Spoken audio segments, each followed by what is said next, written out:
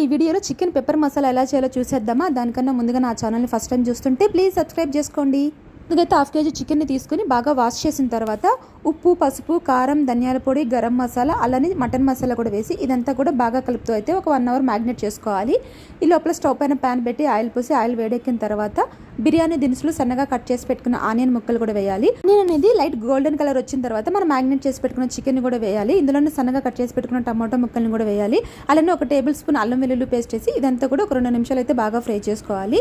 తర్వాత దీనికి తగినంత వాటర్ పోసి మూత పెట్టేసి ఉడికేంత వరకు అయితే కుక్ చేసుకోవాలి. ఈ లోపల చిన్ని బాణాలు పెట్టి 1 టేబుల్ స్పూన్ ధనియాలు, 1/2 టేబుల్ స్పూన్ మిరియాలు కూడా 4-5 లవంగా, చిన్న దాల్చిన చెక్క వేసి ఇదంతా కూడా దోరగా వేయించుకొని మెత్తని పౌడర్ లాగా అయితే దంచుకొని పక్కన తీసి పెట్టుకోవాలి. ఇప్పుడు ఉడుకుతున్న ఈ చికెన్ని పౌడర్ని వేసేసి ఒక 2 నిమిషాలు ఉడికించుకున్న తర్వాత లాస్ట్లో కొత్తిమీర చల్లుకోవడమే ఎంతో టేస్టీగా ఉండే చికెన్ పెప్పర్ మసాలా అయితే రెడీ అయిపోయింది. నచ్చితే ట్రై చేయండి, అలానే సబ్స్క్రైబ్ చేసుకోండి. Thank you.